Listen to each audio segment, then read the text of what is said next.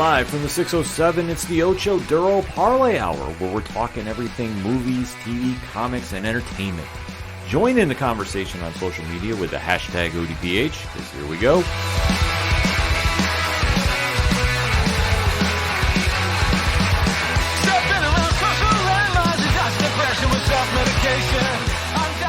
Welcome to an all-new edition of the ODPH podcast, better known as the Ocho Duro Parlay Hour. What's happening, everybody? Thank you so much for joining us this week. My name is Ken M. Joining me in studio, as always, you know him. He's the co-host. His name is Padawan J. Hello there. Folks, we have a lot to talk about in the land of movies, TV, comics, and more. You are tuned in to the entertainment edition of the ODPH, and we definitely want to interact with you. So make sure to swing on over to odphpodcast.com. Join in the conversation on our social media accounts. They're all right there on the front page. Check out the TeePublic Store sale going on this week. No better time to go get some ODPH swag. None. So you definitely want to go get some stuff for the summer, and it's all on sale. So, I mean, we can't make it any easier for you. Check out Parlay Point's new comics blogs dropping today as his new comic book day as we record. The classified section, the directory, anything and everything that is the ODPH can be found at odphpodcast.com. And always remember to use on social media the hashtag ODPHpod. There's only one way to kick off this edition of the show. Mm-hmm. There's a certain show that came out on Disney Plus with a lot of fanfare, a lot of hype behind it. And we have finally gotten to the conclusion of Season 1. No, that was not a mistake saying I said Season 1 for a reason, because I fully think we're going back into the land of Star Wars with the one and only Obi-Wan Kenobi. Hell yeah. Season 1 of Kenobi definitely made a lot of noise when it was first announced, because obviously getting Ewan McGregor to reprise the role of Obi-Wan was big news. Even bigger news was Hayden Christensen coming back as Anakin/Darth Vader. Mm-hmm. Everything else was kind of up in the air. Yeah. But we knew the powers that be have been on a hot streak with Star Wars properties going to Disney+. Mm-hmm. From The Mandalorian to The Book of Boba Fett to everything that is coming after, which we've already covered in previous episodes. It's a lot. Yeah, oh yeah. But this has been the one that the fans have been asking to see the most of. The teaser trailers have been great. The first episodes have been stellar, a little polarizing in some cases, but overall, it has been the show that we have been waiting for. Right, and it's just been the property in general that folks have wanted to see for so long that, like, for it feels like 10 plus years, it's been rumored that, you know, Star Wars and Lucasfilm were going to be working on an Obi-Wan Kenobi movie, which everyone was like, give it to me. You know, give me more Obi-Wan Kenobi, give me more Ewan McGregor. And for years, Ewan McGregor at various instances on various media would get asked, are you going to be playing Obi-Wan Kenobi again? And he'd have to sit there, look him in the eye and go, no, I'm not playing that again. You know, it's a fun time in my life, blah, blah, blah, blah, blah. Until finally it turned around a couple years ago where the deal finally got done. They finally agreed to what they were going to do. You know, he was on stage at some Disney Plus presentation with Kathleen Kennedy, and he looked at Kathleen and he goes, Kathleen, why don't you ask me again? And Kathleen Kennedy said, Ewan, are you going to be playing Obi-Wan Kenobi again? And he looked at the crowd and just went, yes. And the crowd went nuts. Oh, obviously. One of the most legendary characters in all the Star Wars mythos. Coming back with a big name actor reprising the role. Oh, yeah. So there has been a lot of expectation with this show. And there's obviously expectations for Season 2, just because both Ewan and Hayden Christensen have both said on the record they feel there's more story to tell with these two, obviously not counting the movies and what happened, but the in between time, you know. And then you had Kathleen Kennedy put out a quote today when asked about it via ET Entertainment Tonight. She said, quote, "We did set out to do Obi-Wan Kenobi as a limited series, but I think if there's a huge engagement and people really want more Obi-Wan, we'll certainly give that consideration because the fans, they speak to us," close quote. I think there's some fan want to see that. I would say 1,000% yes. And now we have finally come to the conclusion of Season 1. So let's just go through our spoiler-free statement. Because obviously it dropped today. We don't want to ruin anything for anybody without fair warning. So, Pad, talk to me. Thought the episode was absolutely amazing. One of, if not the best stories and episodes Star Wars has had on television in recent memory. Definitely going to require a rewatch. And there were several moments in there that I thought I was going to get a knock on my door at my apartment from my neighbors because I was screaming for various reasons. But overall, love the episode, thought it was incredible. They really took the time to make sure all the loose ends were tied up here. Mm-hmm. That is something I really enjoyed about this episode, because where we've gone with the story has really been a fun ride. And it's reminded fans about how the rivalry between Anakin and Obi-Wan has been such a deep-rooted personal vendetta that when we saw it in A New Hope, we never realized how deep it ran. Yeah. And obviously the prequels are the prequels, and they gave a nice foreshadowing to that. Yeah. But this is the first time I really felt like this is where the problems had came to a boil.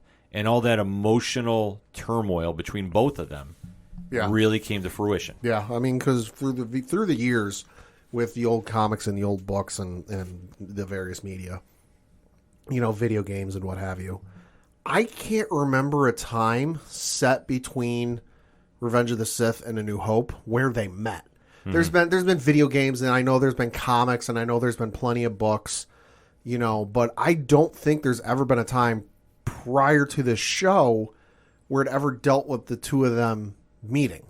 So this is the first instance we really saw this, and you're absolutely right. It kind of gave some credence and added some weight to when they meet later, going, okay, you watch these in sequential order, you kind of start to understand, okay, we know Anakin, Darth Vader, hates Obi-Wan. He says as much at the end of Revenge of the Sith, screaming it. And then you get to A New Hope where it's just like, all right, he kind of loathes the guy and he kind of doesn't like him, but like, what's the full story here? And you start to see it in full effect here. Yeah, it definitely jumps off the screen. That is the biggest takeaway that you have from this series. And rightfully so, because both actors really dove into their roles and brought out that raw emotional battle to the fans. And this is the biggest take-home from this episode and this series. Everybody else played their positions very well here. So overall, it definitely capped off the series properly. Fans are going to be very happy with it. Oh, yeah. And obviously the buzz is now about Season 2. And I don't think that that's a spoiler at all. No. Because the fan reaction has caused that. And like you touched upon, both actors came out and said there's more story to be told. Yeah, there's more story to tell. And then you think back to the first episode when it dropped. I forget the exact factoid about it, but it was like the most watched premiere in Disney Plus history over the weekend it came out. Yeah, they keep smashing records about Disney Plus, so obviously the next Star Wars show will probably do that as well. Oh, yeah. Or depending on what Marvel Cinematic Universe show they want to do, that could give a good run for the money here. But that being said, if you're new to the ODPH, first and foremost, thank you for checking us out. What we like to do is we like to give a countdown and give you a fair spoiler warning, because we give you our spoiler-free take, and now we want to deep dive into the episode. This is what we're known for. So, if you haven't seen the episode yet and you don't want to ruin it, Pad has put in the liner notes of this podcast when we are talking about spoilers. So you've been fair warned. Anything from here on out is on you.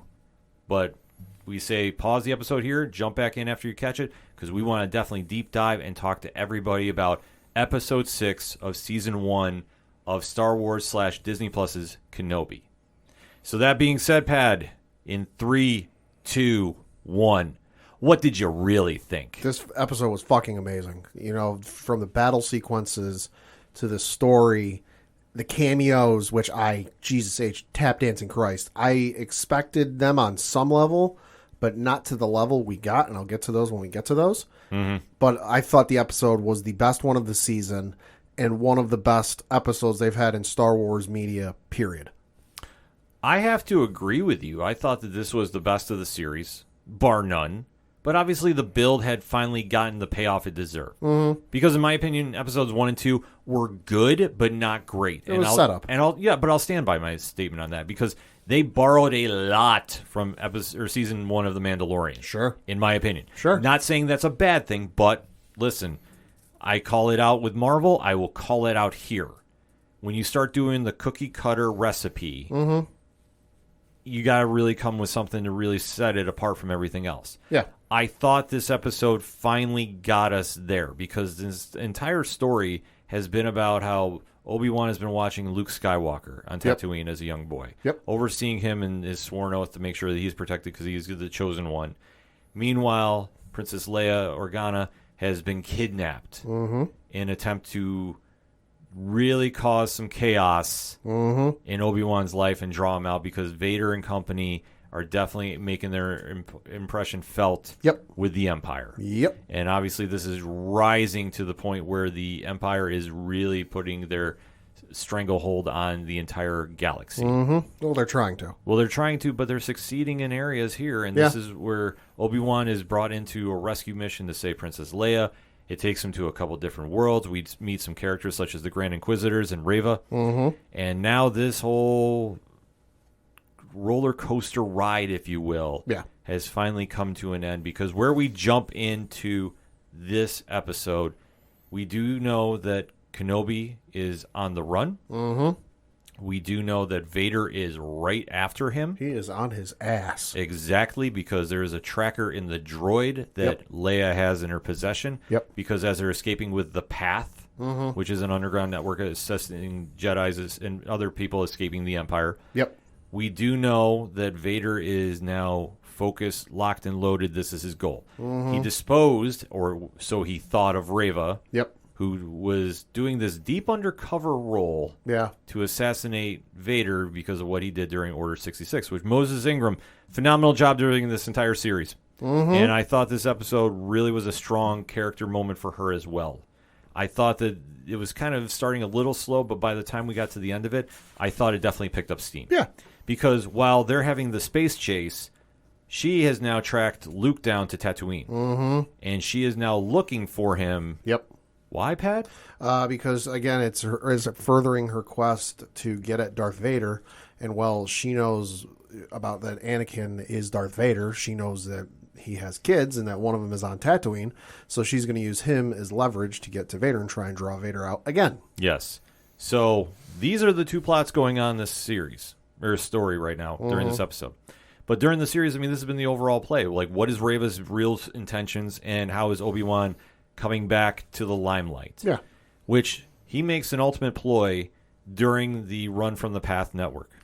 Because what he's saying is, you need to protect yourselves. You need to keep running. I am going to sacrifice myself. He's not after you. He's not after the girl. He's after me. I'm the one putting everyone in danger. If I leave, he'll leave you alone. And several people on the ship go, well, wait, what about sticking together? I thought you meant that. And he's like, well, about that. Yeah, I mean, he is now coming to grips with he is the cause of all these problems that he thought he'd be able to lay under the radar.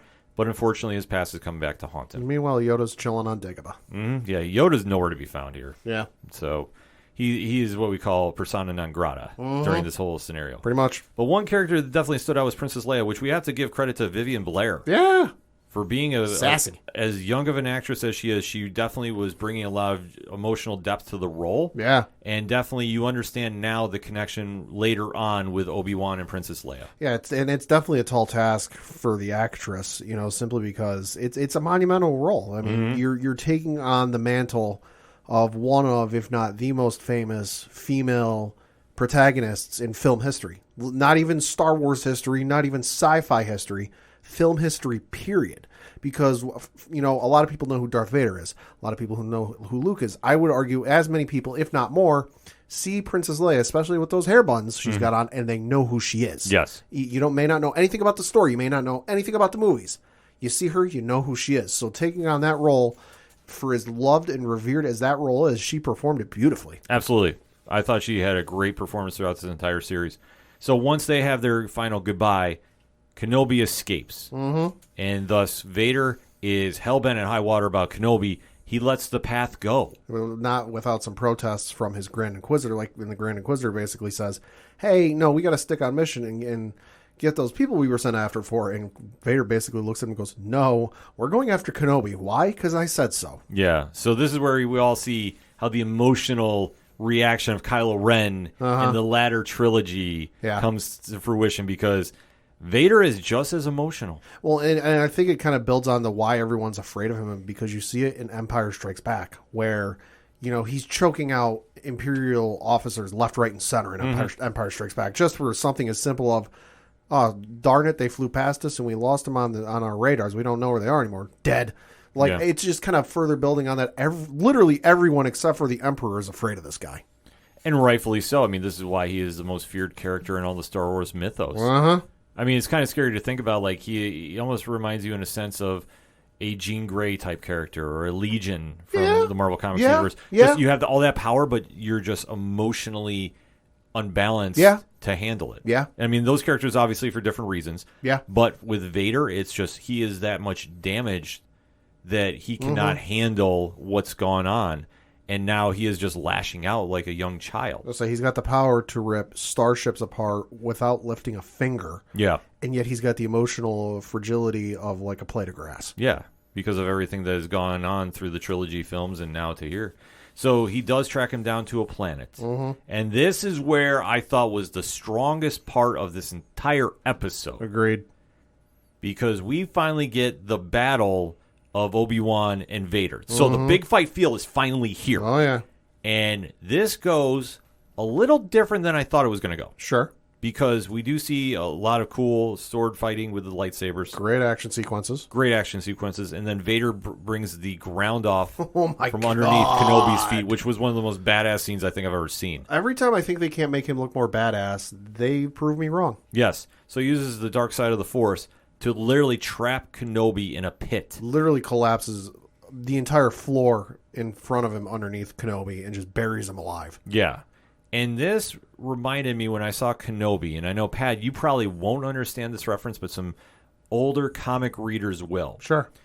There's always this iconic story of when Spider-Man is trapped underneath a crushed building, and he's got to fight his way out, and he finds the will to do this. And I mean, it's a classic Spider-Man story. Yeah.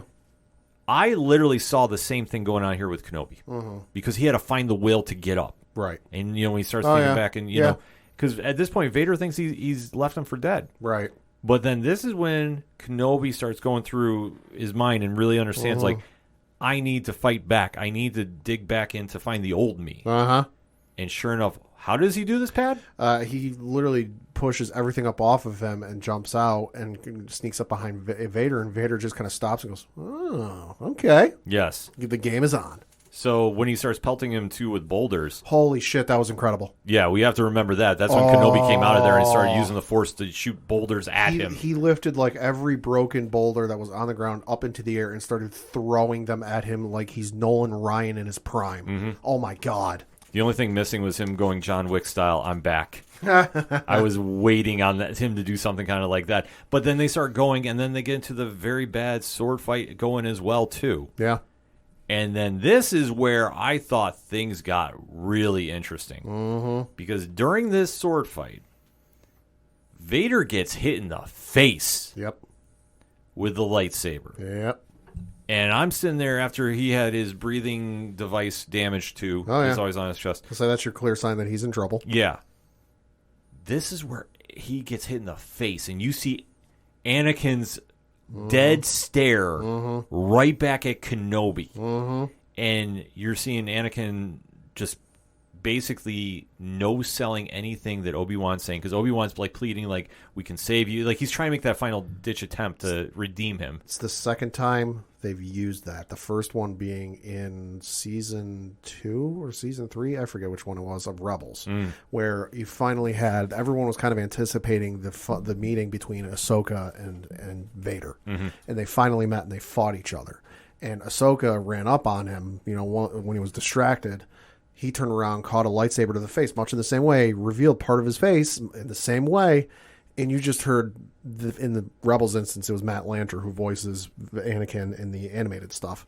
You heard a mixture of James Earl Jones, Matt Lanter say Ahsoka. And it was kind of like the same effect. And both times it was equally effective, where you just go, oh, shit. Yeah, no, this was powerful. Yeah. Because you sit there and you just see Hayden Christensen, which, like I say, give him his credit for this scene, goddamn. Like, he just stared at him dead face, and like you see Obi-Wan is just trying to sit there and he's trying to apologize to him, for everything he did and leaving him for dead. And Vader, because we got to make a point, it's not Anakin, it's Vader. Vader looks at Obi-Wan and goes, "You didn't kill Anakin, I did." Yeah, when he said, I'm like, God dang. Like, that was just the mic drop moment, and you just see just how laser focused he was on him. And Kenobi literally comes to terms that Anakin is gone. There's no saving him. There's no saving him. And he leaves him. I mean, that was the only gripe I kind of had with this episode. Sure. You know what he's capable of. Mm-hmm. You know there's no redeeming. This is Star Wars. Yeah. I was surprised he didn't go for the fatal blow. Like, I understand. Granted, there's reasons. Obviously, we know later down the road. Yeah. But still, at this point, I'm like, how does he let him go and just walks and just does the mic drop again? Because I think it's just the Jedi way. The Jedi don't like to kill unless they absolutely have to. Oh, and that's fair. Like, I understand that, but I'm sitting there going, like, because earlier in this series, he was lamenting the entire time, like, how he left him alive, in the lava pit there and from Revenge of the Sith. It's like, now you had your chance to really redeem yourself and you let him go. Yeah. Not encouraging the violence, but I'm just saying. Yeah. But still, that's what kind of ties off their arc. But now we fast forward to Tatooine, and Reva is now on the Skywalker property, if you will. Yep. Where Owen and Beru have to defend their home with a young Luke Skywalker from a former Grand Inquisitor. Yeah, and they tell Luke, hey, listen, Tusken Raiders are on the prowl again. You need to go hide. But if things get bad, we need you to run. And Owen even makes the plea with Beru, like, hey, listen, you need to take him and run. And she's like, she's the voice of reason in this instance. And she's like, and go where? It's all desert. I'm not going to make it anywhere. I'm going to stay here and fight you and defend our home. And considering it's two non-Force users with a couple of blasters and a former Grand Inquisitor with a helicopter lightsaber, they do a pretty damn good job. Yeah, Joel Edgerton and Bonnie Please, who play Owen and Beru, did a great job here too. And they're definitely holding off Reva, who's on that revenge mission. And now she's chasing Luke, who's now escaped into the desert. Yep. And she almost gets the upper hand on him. Almost, because Kenobi is still trying to get there at time. Right, because he's having this weird, Force vision of, I think he's catching glimpses of what's going on, and he's like, oh, shit, I need to go. Well, now he's got his powers fully back. Right. So that's the thing. He is so connected with Luke for reasons. He is seeing this happen, and he knows he's got to make it there in time. And he doesn't make it in time. That's the big thing about this. Right. But Reva starts reliving her past. And that's the one key area of her character, which I think is so interesting. Because she is just as broken as Vader and Kenobi at the same time. Because while she's standing there over top of Luke, deciding what to do, you see shots of her that's intersplicing Vader with it. So Vader's taking her place. And then on the ground, you have Luke being replaced by her as a Padawan. So she's sitting there with that kind of mental gymnastics. What do I do? Do I become the thing I hate and I've sworn to destroy? Or do I go the other way and become something better? Yeah, Moses Ingram crushed it in this scene. This was the one you go all right. And the cinematography for this entire episode was on point. Oh, yeah, absolutely. Production-wise, the whole crew brought it with this episode. From Deborah Chow down, everybody really made this into one of those. And I always kind of use this statement, but this is where it really kind of is the definition, that big fight feel. That big moment that you're all sitting there watching at home if you're a fan of this franchise going, I get it. This is it. Because as you see, Reva is so conflicted, she can't do it. She can't kill Luke. And then brings him back to the farm where Kenobi is waiting there and is basically trying to say you've done the right thing, and she's like, what do I do now? Well, because she's lamenting, because she's kind of got mixed emotions swirling through her, and she even asks him, am I as bad as he is? Did I do something wrong? And Obi-Wan kind of consoles her and goes, no, you're better than he is. Yeah, so now her story closes because they kind of just fade away from here. Obviously, we're going to see her come back at some point. I don't know how, I don't know when, but we're not going to see the end of her at the series. No. So, and even if she were dead, listen, ain't nobody in Star Wars dead. If I watched Darth Maul get cut in half and he still came back. Yeah, exactly. So her story will be played out at some point. I don't know if it's going to be a new series with her being a lead actress in this. Maybe. I wouldn't be upset about it, but I don't see that happening here. I could see her maybe making an appearance somewhere when they do the live action Rebels or Ahsoka. I could see. So there is another Jedi Fallen Order game. She could show up in that, or not Ahsoka rather, but in another series like such. Yeah. But and I think a distinct possibility could be the Jedi Fallen Order 2 game. Yes, Same time period. Yeah, so I mean, it could happen. I'm just trying to think like what shows are in production now that she can make an appearance. Right. Ahsoka is the one I think everybody's just kind of getting lumped together as characters. Yeah. But yeah, obviously that wouldn't work timeline-wise. But it'll be interesting to see how it plays out. Because as we see, everybody is now getting their final moments in the show. Mm-hmm. So on Mustafar, Vader is now sitting there talking with the Emperor. Didn't fucking see that coming. No, I didn't see that. Holy shit, I sat up. Break down that scene for us, Pat. Yeah, so Vader's back on Mustafar, at his palace, chatting with the Emperor, and he's telling the Emperor, like, hey, listen, I'm going to go find him. I'm going to kill him this time. I mean it. For sure this time.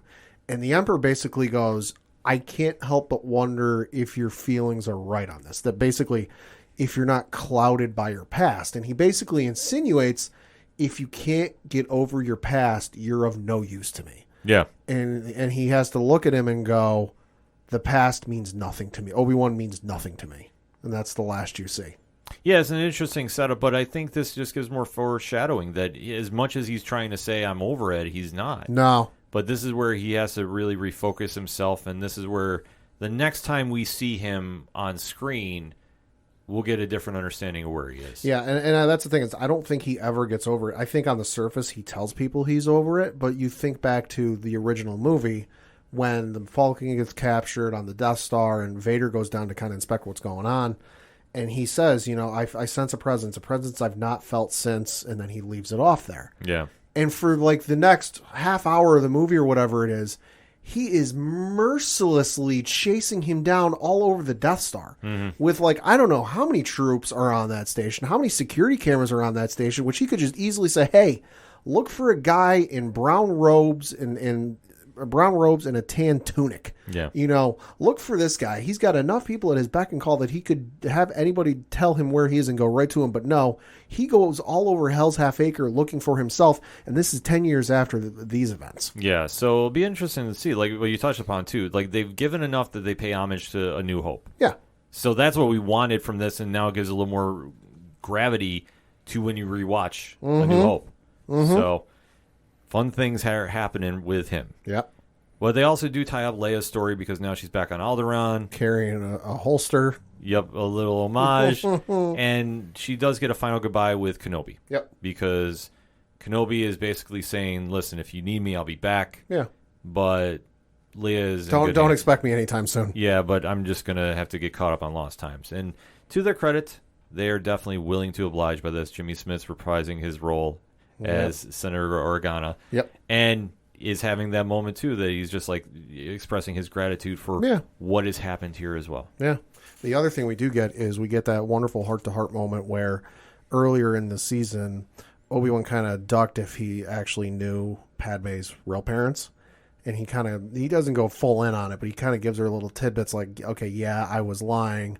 I did know your real mother. And he kind of gives, some general details and information about her without getting too specific, which was a nice moment. Yeah, absolutely. So there are some cool things to build on for those characters as well.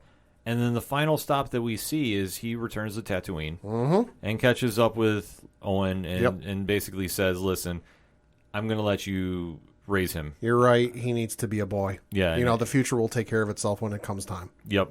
And Owen says thank you by allowing him to say, why don't you go say hi to him? Would you like to say hi? So he goes up there and he gives him what famous line, Ken? Hello there. Oh, loved it. Yeah, love that. That was perfect. Absolutely perfect. But then he goes riding off into the proverbial sunset. But he doesn't go alone. Nope. Because who decides to make his appearance finally? Liam fucking Neeson. Yes. Qui-Gon Jinn. My God, I screamed out loud at this moment. And I'm not the only one. There's a number of fans, especially prequel fans, and they got a little misty-eyed seeing Qui-Gon Jinn again. Which, can we just talk about something for a minute? Sure. Qui-Gon Jinn really got the short end of the stick here. He got stabbed in the gut. Episode 1, Phantom Menace. How many people over the years have we seen stabbed that have survived? Oh, quite a few. He's getting the short end of the stick. He's got to be sitting there going, what the fuck? Yeah. I mean, I wouldn't mind seeing a prequel of Qui-Gon. At some point. I would too. Just to really kind of explain that. Liam Neeson has said on record he is down to play the character again. And hello, evidence right here. And you know what? I think that when we see him in season 2, I think he'll be a part of it. I think so. I really do. Because, I do too. Because now he's back as the Force Ghost. And I didn't like how he opened the line, though. He's like, well, I'm finally back. Like about time you showed up. Yeah, it was like, oh, man, that's kind of cheesy. Yeah. But I get it. I wasn't mad about it. I was like, okay, this is interesting. And you see them just kind of ride off into the sunset. Yeah, he says, I've been here the whole time. You just weren't ready to see me. And he basically says, come on, there's a lot more I have to teach you. Yeah. Fun episode. Perfect way to cap off this series. So where we go from here, Pad? Season 2. It has to be. I mean, there's enough threads left open that I think there can be a second season. You could do one that's more Luke focused. And there's certainly enough material you can pull from to borrow story elements for. But I definitely think if with Hayden and Ewan McGregor both being on record saying they would like to do a second season if the opportunity arises, and the fan interest I think is clearly there. It's been trending number 1 in the U.S. for pretty much the entire day. Which is astounding because it'll trend early. It'll trend number 1 in the U.S. on Twitter for like the early morning and into like maybe the early part of the afternoon, but then it'll kind of fade away. I was looking at like 2-3 o'clock. It was still trending number 1 in the United States. This will be trending all night. Oh yeah, there's no question about it because for how good this show is and how well it was received, it's going to generate that pop culture buzz. Mm-hmm. And considering everything that is going on today specifically with geek, pop, nerd culture, however you want to define it, you have the finale of Star Wars, Obi-Wan. You have Ms.Marvel, Episode 3, which we'll be talking about next segment. Yep. The Umbrella Academy is debuting today on Netflix. Oh, yeah. Right there alone, and then let alone The Boys Herogasm is coming Friday. This is going to be the story that everybody's talking about throughout the weekend. And it's not to say those other 3 are not great programs to check out. Yeah. I'll tell you firsthand. But what I'm going to say is this is why this franchise is what it is. I'm looking at the Twitter trends right now in the United States, and I'm showing Ken, once you get past the the sports and the news trends, the first trending entertainment thing, Obi-Wan Kenobi. Oh, yeah, absolutely. Obi-Wan Kenobi. Then you have something else trending below it, and then right underneath, so 2 below Obi-Wan is Umbrella Academy Season 3. Yeah. So even still, we're 13 plus hours or whatever it is since the episode dropped, and it is still the number 1 trending entertainment thing on Twitter. Yeah. It's absolutely insane. But this is how good this episode was. This is how good the series was. This has lived up to all the hype that we were expecting. Finally this episode really puts that cherry on the proverbial sundae. Yeah. Like, that's the one thing about it. They nailed the parts they needed to. They reminded you about how much magic is really in this franchise when it's done well. And it has those moments. And even if you just jumped on for whatever reason at episode 1 of this series, you finally got that payout. Yeah. If you're a longtime Star Wars fan, this hit all expectations. Oh, it exceeded expectations. I think if you say it didn't, check your pulse. There has to be a really good explanation. And I'm not saying that some people haven't. I have not ran into anybody yet that has said it's been bad. But this is where this show really hit its cylinders. This show really gave that great vibe to it. The reaction has been overwhelmingly positive. Oh, God, yeah. So now, I mean, that is the only place Disney Plus and Star Wars and Lucasfilms can go from here. You have to do a season 2 at some point. I know there's a lot more projects that are coming out. But at some point, we have to go back here in some way, shape, or form. Even if it's not a whole 6 episodes. Even if they did 4. Sure. They got to go back here and really absolutely. There's no way they can leave it alone. I will say the only thing I'm not looking forward to is I have a playlist on my Apple Music of like all the Star Wars soundtracks, just for listening purposes. And I have them in chronological order for like the timeline. It's currently 571 songs, tracks. I am not looking forward to having to redo that and include the Obi-Wan Kenobi stuff partway through. Yeah. That's the one thing I hate with like doing that. Cause like I like listening to it. I like putting it on shuffle every now and again, listening to, some of the soundtracks. It's the one thing I hate is when I love it when they put something out at the end of the timeline. Cause then it's real easy to add on. Yeah. But when it's in the middle, hey. Yeah, it's a tough part, but you know what? It's well worth it when you get a program like this that really delivers on all cylinders. And you get more Star Wars music from John Williams because he did the theme. Yeah. It's a win-win for everybody. So that being said, ODPH Society, hit us up. Let us know, what did you think of the Season 1 finale of Kenobi? Now, we're going to keep it spoiler-free on social media till Friday, the 24th.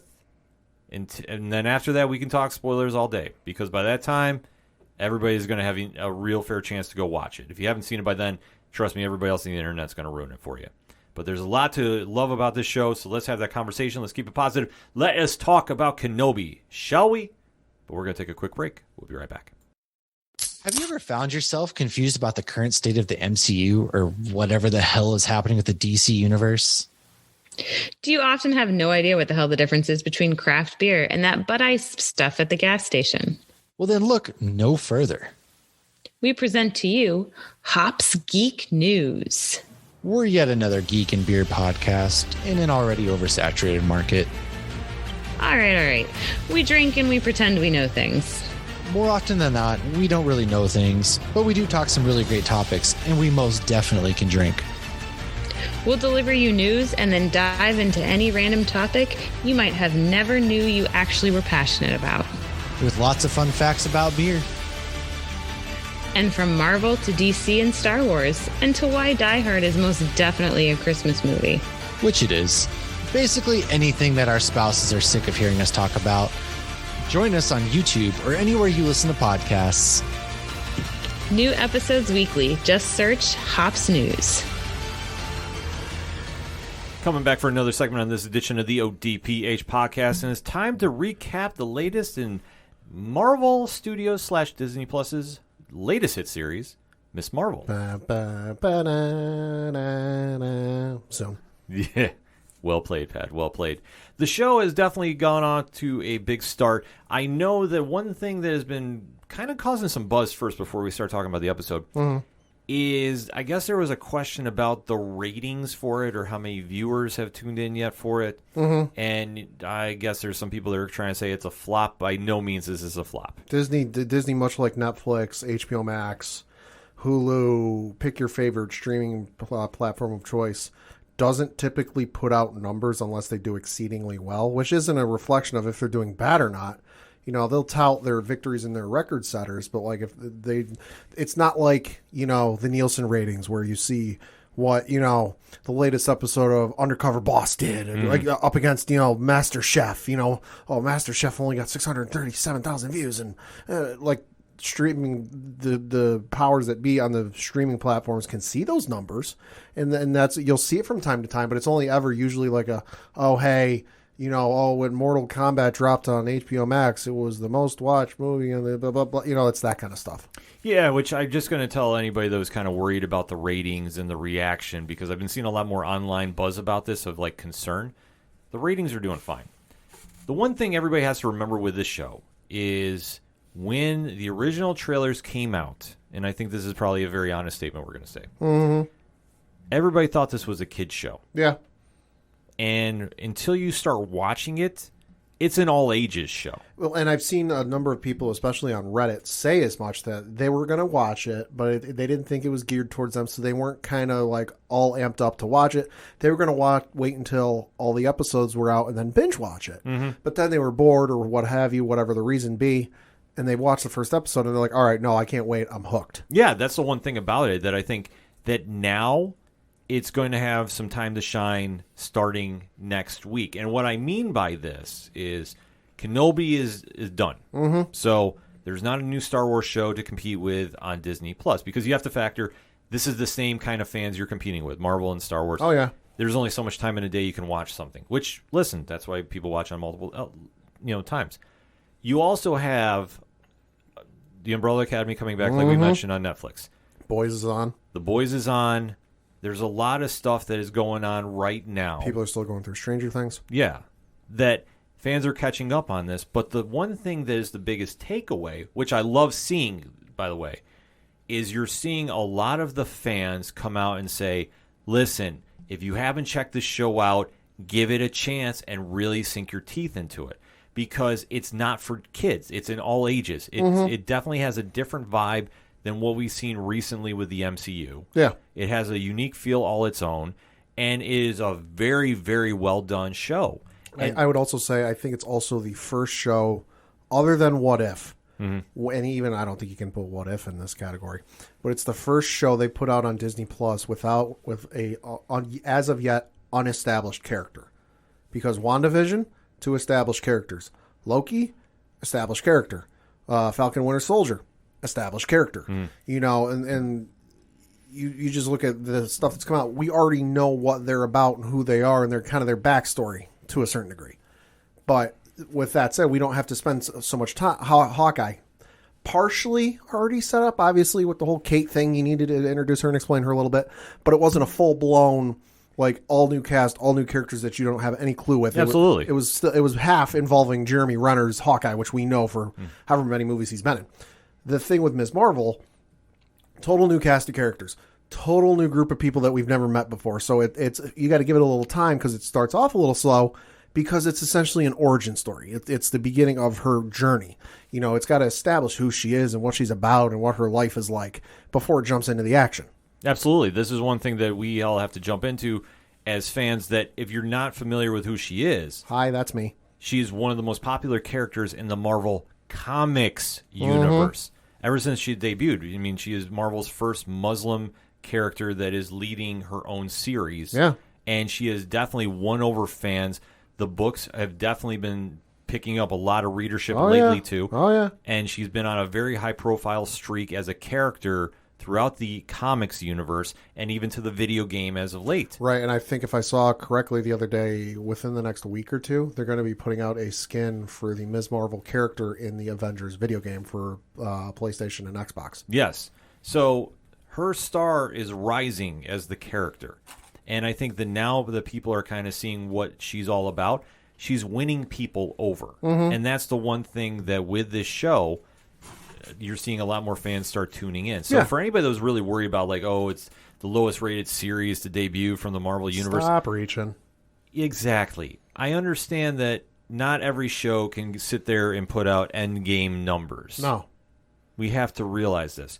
But for what the MCU does on Disney Plus, we have to really emphasize this. You're getting a lot of characters that if you're a comic book reader, you know. But let's face it, there's a lot more pop culture fans that are tuning in because they hear it's a Marvel show and finding out on their own. Yeah. And if you're not familiar with who Kamala Khan is and what she brings to the table, this has been a real treat for you to really kind of understand what the hype is about. Because the show is very, very good. It's a different feel, a different vibe. Yeah. It's very lighthearted. It's family friendly. It's all ages. It's honestly a nice breath of fresh air. Seeing as with WandaVision, we kind of dealt with world-breaking events. Loki, time travel-breaking events, universe-breaking events, whatever you want to call it. Falcon Winter Soldier, kind of a more grounded show. And then you get into Hawkeye, also a little grounded. But, then you think of the movies that have come out recently with Spider-Man No Way Home. No Way Home. Multiverse breaking events. Same thing with Doctor Strange and the Multiverse of Madness now on Disney Plus.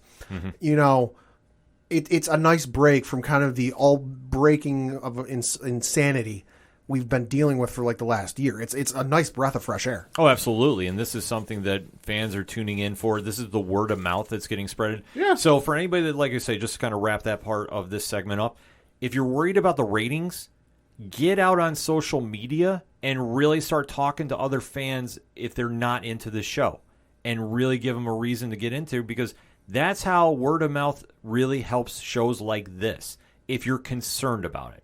I'm not concerned about it because, trust me, after the series, we're probably going to get season 2 announced. Oh, yeah. And I would not doubt that we see Kamala Khan in the next big team-up movie, whatever that's going to be for the MCU. Oh, yeah. I'm sure we'll hear more about it coming out of San Diego Comic-Con later. I'd be surprised if there's something in the next Captain Marvel movie. Oh, absolutely. Just saying. She's a very high-profile character to get watching now if you haven't already. And that being said, Episode 3, entitled Destined, just came out on Disney Plus. So, Pad, let's talk a spoiler-free statement, and then let's go deep diving. Thought the episode was all right. A little too much exposition for my liking, but it wasn't necessarily a bad thing. There was enough action to kind of keep me interested. But just at some points, I kind of sat there and go, all right, why are we here? What's the purpose of this? But overall, I liked the episode. I very much enjoyed the episode. I thought it was very cool to see about how her story is changing from the comics, because there is a very big difference going on right now. and to kind of see how the story is going. Plus, it also shows her normal everyday life, and it represents her culture as well, too, as we see in different aspects throughout this episode, too. Yeah. I thought that they've done a very good job about really bringing that to life and making that a great part of the show. Yeah. And I thought for where they're going with this episode, I'm very interested to see the cliffhanger ending. Mm-hmm. Well, we'll go discuss that. Oh, yeah. But I'm really, really starting to see an idea of where I think we're going with the show, and I can't wait to get there. So that being said, it's countdown time. So in 3, 2, 1, Pad, talk to me. Thought it was a good episode overall. A little too much exhibition for my likes, but it wasn't necessarily the worst thing, like I said. The action sequences were good, and I'm interested to see where things go because, like you said, that cliffhanger, It's very interesting to see how they're doing this because with the character Kamala Khan, in the comics, she's an Inhuman. Mm-hmm. And obviously, if you know the history of the Inhumans in the cinematic universe, they ain't going near that one. They're really dodging that right now. Yeah. Now, not to say we won't see them appear in some variation down the road, but I think for trying to get fans into a new character, and this is, I'm saying, pop culture fans, not comic book fans. There is a difference. I think that this has been something they really want to try tying into different elements of the MCU because we do start to get a little background about how she got her powers. And Iman Vellani has been playing Kamala Khan exceptionally well throughout this entire series. And as we saw from last week's episode, she has been trying to be a hero because obviously her idol is Carol Danvers, a.k.a. Captain Marvel. And she goes out on a limb to save a boy that was trying to take a selfie and nearly fell off a building. Yeah, from like 3-4 stories up. Yes, and in doing such, she's now exposed herself again with her powers because she does have a mock-up Captain Marvel costume. Yep. And now she's drawn the attention of the Department of Damage Control. That is weird for me to say because in the comics it's always been Damage Control. Oh, I'll probably get shortened to that later. Yeah, it's DODC, but still, I'm just... I got to get over that. That's something for me to work on. But as we see, she is rescued from last week's episode by a new boy that's in her class, Cameron. Mm-hmm. That everyone is infatuated with. Yes. And we do see that as he makes the save, he introduces Kamala to his mother, Najami. And this is now where we pick up this episode, and Najami is explaining about her background to Kamala and saying how her, Cameron, and this other partners that they are around are part of a group called Daijins. Yeah. And also known as clandestines. Yep. And you do see a little background of them from the 1940s, and they're in British-controlled India. Mm-hmm. And they are scavenging through this temple. Or the remains of one, yeah. Or the remains, and they're looking for something. Mm-hmm. And we do see that there is a bracelet or bangle on a hand. Now, it looks like it's made of stone. Right. So, Pad, do you have any impressions about who this might be? Nope. I just know that, didn't they mention something about already having one? Yes. I think they mentioned something about already having one, so this was the second one they were looking for. But as to any inclinations or ideas about the bangle or the hand, absolutely not. See, I kind of went on a little bit of a theory, and I think I got to give credit to JVD. And if it's not JVD, hit me up online, and I'll definitely give you the credit on next week's episode. I think when I saw this hand, I thought it looked blue to me. Mm-hmm. And I instantly started thinking it was a Kree. Mm. And if that's the case, I'm wondering if they're going to just do something kind of interesting in the comics. Yeah. And have it tied into a Captain Marvel. Yeah. Not Captain Marvel that we know Carol Danvers, but right. But with obviously the history of the quantum bands, maybe this is how we introduce them. It could be maybe they're going to try flipping Quasar. I'm just throwing something out there, something I picked up on. Obviously, if it's blue-skinned, I don't think it's going to be them, but never to say it's not possible. Secret Wars are coming. They're definitely coming, and it's not out of the realm of thought that they could do something, obviously, with the timelines and such that you go from there. Yeah. Because, obviously, everything is kind of opened up, and you can kind of, really figure out, okay, what are we doing here, and does this all make sense? So, it could tie into that. I don't know if they really want to kind of go back to the Captain Marvel movie, even though I do think they could. They could, or they could at least work in a scene. Yeah, or it could have some kind of connection to Jude Law's character, too. Yeah. There's a lot of different ways it can go, but that is just something that I know got brought up online, and I'm thinking the exact same thing. And I want to say it was JVD. Shout out to him and Crossover Collision. If it wasn't, hit me up, and I will definitely give you credit next week on that. But we do get the backstory about that, and the whole story that Najam is explaining is we're all trying to get home because we're from a different dimension. We're homesick. Yes, and we need your help to get there. And Kamala, being a young teenager, is really trying to figure this all out. The young, impressionable youth as she is. Yes, because she doesn't know, and obviously she's trying to do good and be a hero, which is very noble for her, and this is something that she takes after her own idol. Yeah. But in dealing with how the cell is going by Najama, who's played by Nirma Buka, and just she's doing an amazing job with this, too, because she was definitely working that, it felt like a con. Yeah. To Kamala, but she was definitely selling that all points home. And obviously that Kamala is sitting there trying to think of, okay, well, what do you need? Well, if you need the bracelet, I don't know if we can exactly do this, and she's got to go back. And then obviously she talks to her best friend, Bruno. Not Brian, Bruno. Yes, Bruno, played by Matt Lintz, who is sitting there trying to decipher what's going on here. Yeah, he's got enough going on in his life. This is not helping to add to it. You're right, because he's now told Kamala that he's been accepted to Caltech, and could be leaving. So their friendship is now in danger. California, for those of you who don't live in the United States, decent ways away from New Jersey. Yes. Like opposite side of the country. Yeah. So he is sitting there trying to say, listen, I understand what you're trying to say, and you want to help this group out, and you might have a connection to the Daijins, but this is a situation that I don't necessarily know if this is safe, and we're going to have to kind of figure this out on our own. And she says, well, we can try helping, but I will wait to work with them about this.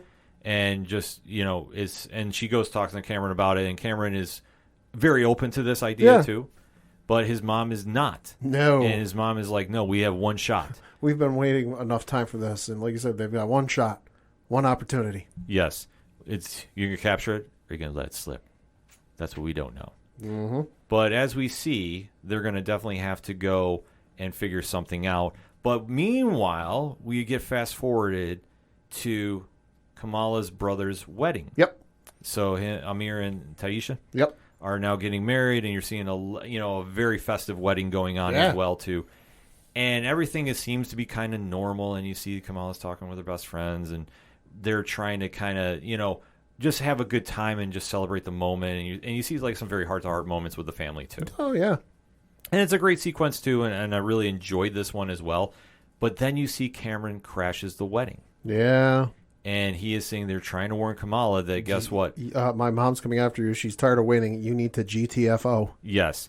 And this is where things really pick up, because now she has to go evacuate the wedding, hitting the fire alarm. Yep. Because that's going to work. Well, it's the tried and tested method of getting people out of a building real quick. Yeah. So that is something that, she's thinking very quick on her feet to do. Yep. And it's also a very interesting play, because obviously she's got to protect her own identity and protect everybody else that's in the building. Yep.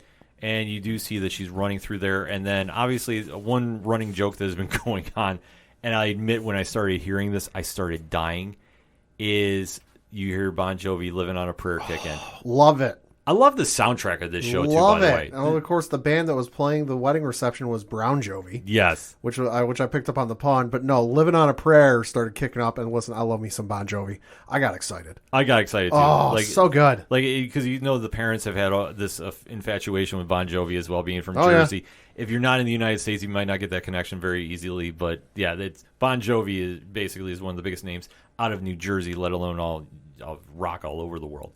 But this is where they kind of go in, and they're trying to evacuate everybody, but the clandestine group comes in, and they are definitely overpowered. Even though we do see Cameron is trying to fight back. Now, he had something very interesting that he was using, Pat. Were some knives with like some metal ropes or whatever they were attached on the ends of them. Yeah, so this kind of alludes that he might be the character Red Dagger from the comics. So be very interesting to see how this plays out. I definitely think that this is the case with him, as he's kind of caught between two worlds, and you're seeing that Red Dagger might be appearing in this show a little bit more often, as there is, I believe, some more comics coming out with him featured in it as well.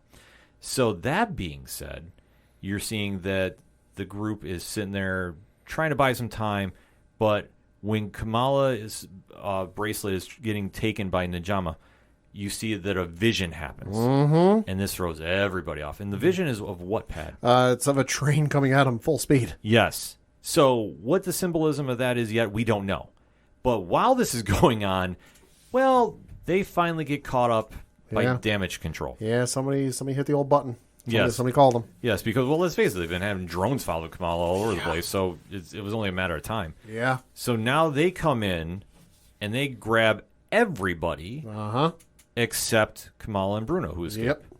So while this happens, though, Nakia catches wind of what Kamala's possessing. Yeah, because they make it out the back onto what looks like a loading dock or something, and then in an effort to prevent themselves from being followed, Kamala fires one of her energy blasts or whatever it is at the door, sealing the door, and her friend is right there and goes, wait, what the hell was that? Yes, and this is now becoming a question because Kamala has been hiding her powers from everybody.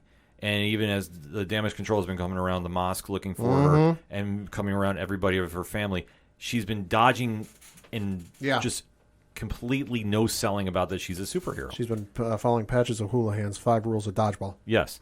And you see the Nakia who came to her when she was trying to get elected to the mosque board. Yep. Was sitting there and was almost ready to be told about what happened. Kamala decided not to. Yeah, no, I'll tell you later. Bye. Yeah. So it's kind of an interesting play here. And then she does the same thing with her mom. But now Nakia knows about this. Where is this going to go from here? And then the episode ends in kind of a very interesting way. And this is Kamala gets contacted by Sana, who says she also saw the vision of the train. So, Pat, what was your interpretation of this? Clearly, Sana, a.k.a. Grandma, has more to do with this than she's letting on, or even the parents are telling her, or if the parents even understand what's going on with her connection. And she needs to go to Grandma and figure out what the hell's going on here. Yes. Because, after all, they are Grandma's bangles that she sent over from Pakistan. Yeah, so this is kind of an interesting play about how this is all going to end up, because now Kamala is getting forced to come to Karachi and visit her grandma to get all the information she needs about her bracelets. So I'm feeling going into episode 4, we're going to get the true origin of the bracelets. Whatever that's going to be. And that's how the episode ends. Yeah. So, Pat, final thoughts on the episode? I thought it was a good episode. I liked most of the exposition. There was just some parts, especially like there was the whole dance sequence where I'm like, okay, this feels like it's going on a little too long, but I get it. Overall, though, I love the episode. Yeah, this episode I thought really hit some strides. I think that we're starting to get a little more background of the character. I love seeing the wedding sequence. Like I said, I thought they were really making sure that Kamala and her family and their culture really came to the forefront, and I really love seeing all that. And I think that for where we're going with this episode, that now that the bad guys have been established in the clandestine, this is where we're going to see how this is going to differ from the comics a little bit, and how this is going to get spun into where her character is eventually going to become Ms.Marvel. But definitely a fun episode overall. I'm enjoying this show a lot. I love watching it every week. And definitely this is not something just for kids. This is an all ages show, because you can definitely get something out of this, because at the end of the day, this is superheroes doing superhero things. And you're seeing the origin story, the year one of one of the biggest names in Marvel Comics right now. So definitely check it out if you haven't already. And hit us up on the hashtag ODPHpod. What is your thoughts about Ms.Marvel, and especially episode 3 titled Destined? Definitely want to have that conversation. The social media deal is in place right now, so spoiler-free talk on the socials until Friday, and then let's go deep diving. But we're going to take a quick break. We'll be right back. Ooh, I've been dying to try this place. Oh my god, me too. I've heard such good things about it. Welcome to the Crime Diner. I'm Cindy. I'll be cooking for you this evening. Here are your menus. Oh, what are you thinking about getting? I don't know, murder with a side of cannibalism? What about you? Ooh, that sounds good. I'm torn between historical mayhem and the social injustice, maybe? Oh. I just want to let you know that each episode comes with dinner, dessert, and a specialty drink chosen by yours truly. Wine Dine and Storytime has had a makeover, and we invite you to slide into the booth with us at the Crime Diner, where each week we will discuss a crime over dinner, drinks, and dessert. See you there! Coming back for another segment on this edition of the ODPH podcast, and let's talk some Superman and Lois. Da, da, da, da, da, da, da. Season 2 of the CW's best show by far Bar none. has been really ramping up things as of late. Holy shit. For where we started with the season where we thought we were getting Doomsday, but we got Bizarro and a whole different world that we were not expecting, this show has really been hitting on most of its cylinders for the season. There's been a couple dud episodes. We can't lie about it. Keep it very honest here. But for what Tyler Hoechlin and Elizabeth Tolick have been doing with us as the title characters has really reminded people why Superman is Superman, and arguably one of the greatest superheroes of all time. Yeah, and taking a character that's been around, obviously, since the golden age of comics, and then been in media in various forms since, the Max Fleischer cartoons, the old school live action television show, from the Christopher Reeve movies to the 90s television show, the Adventures of Lois and Clark, to the animated series with Superman and then Justice League, to Smallville and obviously, the Brandon Routh film and then the Man of Steel movies and the Zack Snyder movies. Putting a fresh spin on things for a character who's been around a while, which is pleasant to see. Yeah, absolutely. And the show has been really clicking as of late. Going into the home stretch, because it's hard to believe, but it's CW scheduling, in my opinion. Yeah. We're at the season finale. I know. And it's already been greenlit for season 3, so there's no worries about that. But now where the show is going, it's really going to get interesting next week. Mm-hmm. So, Pat, let's talk spoiler-free about World's War Bizarre. Mm-hmm. Best episode of the season thus far. Holy fucking shit. Loved everything about this from start to finish. Cannot wait to see where next week's episode goes because they didn't leave it on a cliffhanger, but it feels like they did.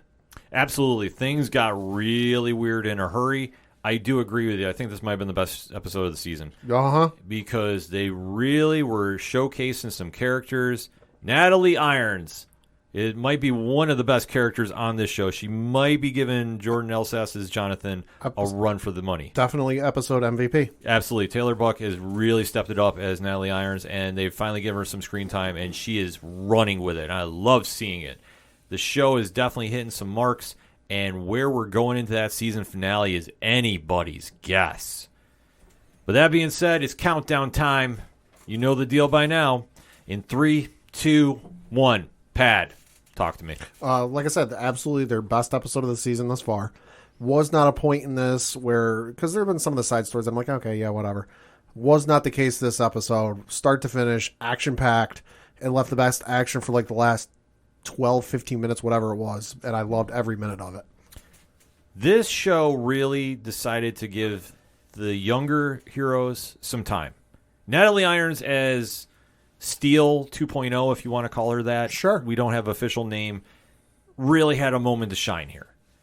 And I know I complain a lot on this show because of how forced it feels, but the Sarah and Jordan storyline, I thought they did very well. Alex Garifin really had a moment to shine here as being the Superboy incumbent and really had a chance to showcase some powers. And like you touched upon, their fight scene that they had really was fantastic. Kudos to the fight choreographers on the show. They really brought it for that scene. Because where we jump in, Allie, the cult leader who has been trying to merge Bizarro World with our world, because why, Pad? Reasons, is now on the cusp of fulfilling that weird prophecy. And now the skies are turning red. Which I thought would kind of put a hamper on, Jordan's powers. Appears to not be the case. Yeah, which I don't know yet. I think that might be using the Marvel term a no prize. I just think that that's something they might have overlooked for right now. Could be. But I think that they had to make sure there was one superpowered Kent on the show because as of last episode, Superman's cells have deactivated. And he's no longer Superman. He's just Clark. So he is human, and he's been taken off the board of stopping Allie. So now you have everybody else trying to figure out, okay, how do we get Superman back, and what's Plan B? So this is when you see Wally Parks return as John Henry Irons, and he takes Superman to the Fortress of Solitude that was Tal Rose. So the Fortress of Solitude 2.0. Yes. And there, Clark's mom says, well, you're human. Your powers will come back. But it'll just take a while. They're damaged. It's kind of like when you first showed up on Earth. And John goes, well, how long will that take? And Clark looks at him and goes, well, when I was a kid, I didn't get my powers till I was 4. And they're both looking at each other, and they both know, we don't have 4 years. No, they have to move quickly. So at this point, John takes it upon himself to go take out Allie, they've now determined that she is living in the void, in the mountain where all the ex-kryptonite was. And well, that's where they're detecting the power source, but they can't figure it out because the DOD and their infinite ability to scan things, because, hey, it's the government. They can scan a lot of stuff. They're like, all right, hey, there's a power source there, but like we can't pin down where it is. And they determined she's there, but she's kind of not there because she's in between universes. Yes. So John makes the call to go stop her because Clark can't. And this is where he has a very great scene with Natalie. And Natalie is saying, listen, I'm coming with you. And he says no, and he deactivates her suit for 10 minutes, which I thought was a brilliant parent move. Oh, yeah. Because obviously he doesn't want his daughter getting hurt, even though she seems more capable to handle anybody on this show. I'll say, even though her suit is stronger than his is. Yeah, it's a wild scenario, but listen, I'm all here for it. And John goes flying in to take out Allie. Yep. He does land the proverbial shot. Looks like he shoots a nuke at her or something. He shoots like the hardest weapon he's got. Yeah. Like whatever kind of missile it was in a suit. Because so it's the one that the button's labeled Last Resort. Yes. And he nails a direct shot, but it doesn't take her out. Yeah, because we forgot she absorbs energy and power. Yep. So basically the Connect blast is shot back at him. He's knocked unconscious, and he's now flying in. He's tumbling through the void. Yeah, dead space. So he is taken out. Natalie is having a breakdown from this because obviously she thinks she lost her dad again. Yeah, it shows like she's having flashbacks. So she winds up going to the Kents.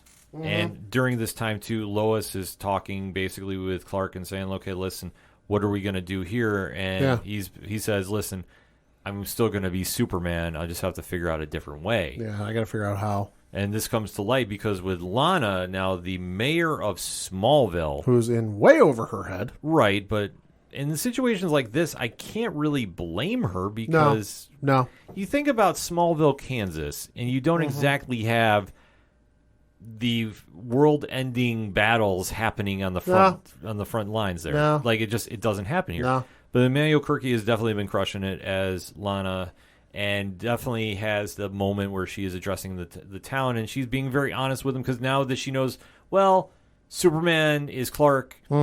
He's doesn't have any powers. The sky's falling. Listen, I'm just gonna be honest and tell everybody. Well, yeah, because at first Sam, General Lane, doesn't want Lois to tell what's going on. Listen, DOD is going to come up with a story. This blah blah blah. Don't worry about it. And that's when the family decide, minus General Lane, goes, we've tried this before. It doesn't work. We have to tell her. Yeah. So she tells her. She then decides, all right, hey, I can't keep this to myself. I'm going to tell the town. And like you said, she goes and has a town hall meeting because she goes into a diner to meet her husband and drop the kids off. And everyone starts accosting her like, hey, what's going on? What's going on? And she's honest with him. At this point, she has no idea. I don't know. I'm going to go to a meeting. I'm going to find out. Yeah. She finds out, goes to have the town hall, and she starts telling him, like you said, hey, here's what I know. The sky is falling. There's another Earth that's just like ours. They're merging in. And it sounds like something out of an Orson Welles novel. Love the comparison. It sounds like something out of an Orson Welles novel, and they're just like, yeah. And everyone starts laughing, and she's losing the room. And her husband tries piping up, like, hey, listen, hey, we gotta listen to what she says and take this seriously. And they're like, why? Well, take it seriously like we should have before? Yeah, it's a situation where the former mayor that Lana defeated is now causing trouble because he wants fucking prick. Yeah, he's the worst on this show. But you do see that Superman does come walking in the building and say, listen, Lana's telling you the truth. I'll say kudos to the writing team. At some point when somebody in the audience goes, we need to hear it from somebody we trust. Oh, funny you should say that. Yeah, perfect timing. And Tyler Oakland gives one of those epic Superman speeches. The ones that put calm in everybody. Mm-hmm. It's another kudos to the writing because they really capture the voice of Superman. Yeah. And truth, justice, and a better tomorrow comes shining through in these moments. So while this is happening, well, Allie is making her play because she sends her 2 soldiers to go get the Kents. Evil Lana and evil Jonathan. Yep. And you do see that they go busting into the high school. Because at first, Lana takes out Jordan on the farm. Well, yeah, she takes out Jordan on the farm. They show up to the school, and they go, I can feel their presence here. And they go into the school, and you have evil Lois confront real Lois, who's meeting up with her daughter, Sarah, who's having a heart-to-heart with Jordan, who's ready to tell her everything. He tells her a little bit. You're like, oh, hey, yeah, I know what's been going on. My mom's been working on a report. And she goes, oh, is this why you've been so secretive? He's like, well, yeah, partially. Oh, why couldn't you tell me? Because it's not mine to tell, blah, blah, blah. Evil Lois shows up, and this was probably the best moment of the entire episode. Because evil Lois shows up, Sarah goes, oh no, and without turning around to look at her, Jordan just looks at the evil Lois and says, run. And Sarah goes, why? What are you going to do? And Jordan turns around slowly, looks at her, and just yells, run, as his eyes turn red. Yeah. With heat vision activating. Yeah, so cat's out of the bag. Yeah, so he's now exposed himself because he has to go fight Lana. And then they start going all types of crazy. Meanwhile, awesome sequence. Yeah, evil Jonathan goes running into the auditorium, and he's now fighting depowered Clark and acting like he's out of a 2005 pop punk band. Dude, I'm telling you, they need to bring this character onto the comics because this is Superboy Prime meets the original Connor Kent. Well, I know they do have the Earth Prime series going, which is tied into the Arrowverse. You never know. It'd be smart to do. Be real smart to do because I think they need more of him on there. Jordan Elsas, who plays Jonathan, is absolutely killing it on this role.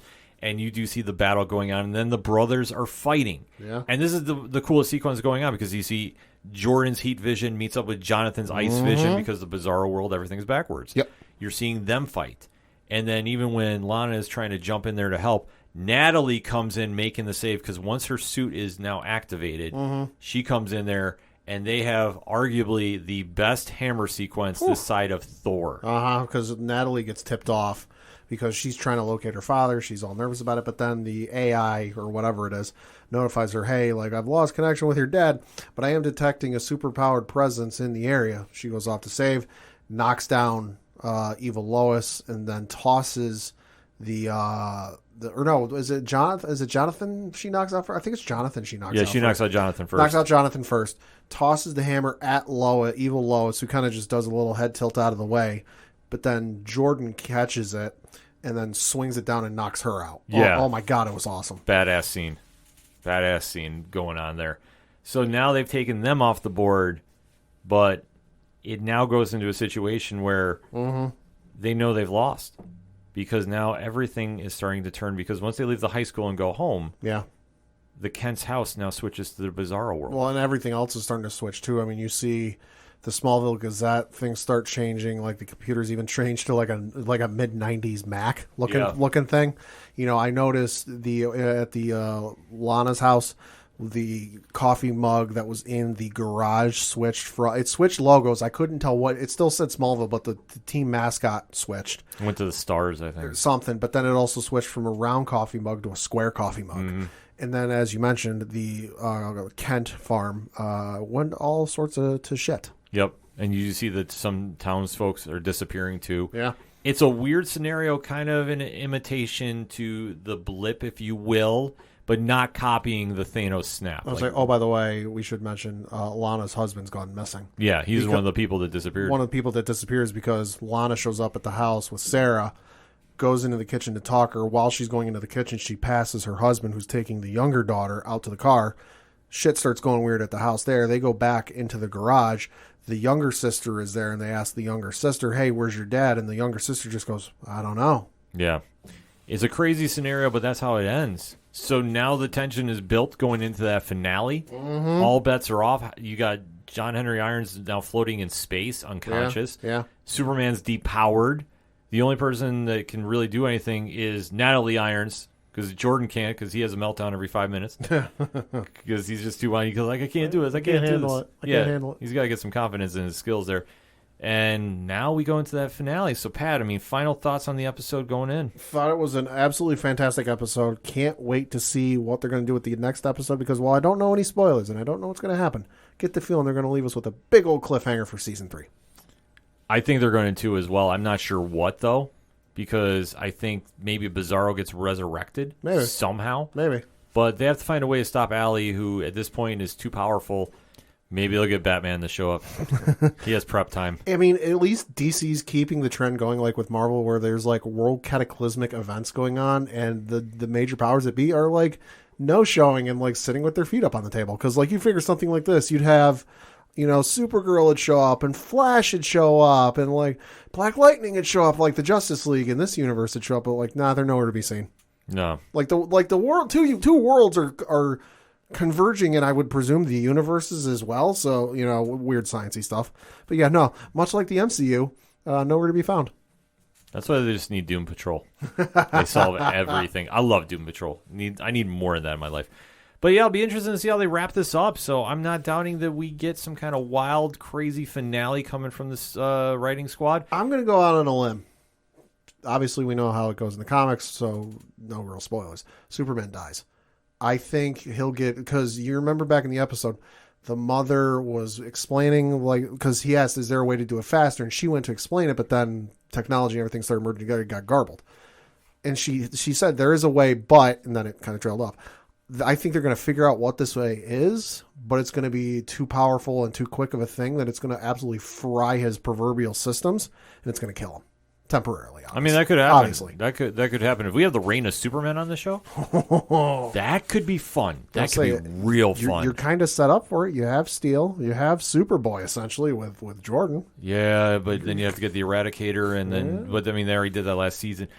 There's some possibilities, but I do trust Eradicator could come back. I do trust what this show does, so I'm not going to say it's out of the realm of thought, but I like where you're going with that, Pat. Either way, we'll be locked and loaded next Tuesday night watching that. Maybe we'll have to do some live tweeting. I don't know. In the meantime, though, hit us up on that hashtag ODPH pod. What did you think about the latest Superman and Lois episode, Worlds War Bizarre? Let's try saying that 3 times fast. There's a lot going on with this show. DC's definitely clicking on all cylinders here, so definitely go check that episode out and let's have a conversation about that, shall we? We're going to take a quick break. We'll be right back. Hey, this is Chris. And Lance. Asking you to check out our new podcast, Comic Book Keepers. Join us as we delve deep into comic lore to uncover the history behind a wide variety of comic book characters. Each episode will feature one hero, villain, team, or ensemble, and break down what makes these heroes super. We'll give you recommendations on what storylines to read. Explain how characters were created. Discuss adaptations, costumes, and answer comic fandom's what-if questions. Yeah, and spoiler alert, these conversations can get pretty nerdy. This is Comic Book Keepers. Coming back for the final segment on this edition of the ODPH podcast. Pat, what you got for one-shots? Got a couple things to talk about. Obviously, the first of which is dropping today as we record on Netflix is Season 3 of The Umbrella Academy. Yes. Cannot wait. Haven't started watching it yet myself. Been a little busy today. But I'll get started on it very soon. Obviously, this is the ongoing saga of the comic written by Gerard Way. Season 2, phenomenal stuff. It's been a while since you've watched it and you need a little refresh. I know on their social media stuff, the Netflix folks put out a little recap of what happened in Season 2. And I'm sure right before Episode 1, you will get that same recap for this. So it'll be a good catch-up. Cannot wait to start watching the show when I get home.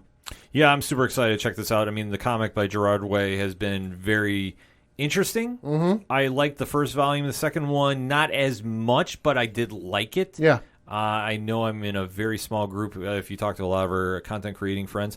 But I will say this, the Netflix show has definitely done the right things. They've definitely captured the vibe of the Umbrella Academy comic and multiplied it into a way that's very accessible for pop culture fans. Yeah. It flew under a lot of radars, and this current incarnation that we're going to see on the screen, I am super excited to see where they go following the comics. Mm-hmm. Now, the other one I feel we got to mention is one that's been coming out the last couple of weeks. We are a little over halfway through this current season, but that is season 3 of The Boys. How good has this been? This has been phenomenal. Oh, my God.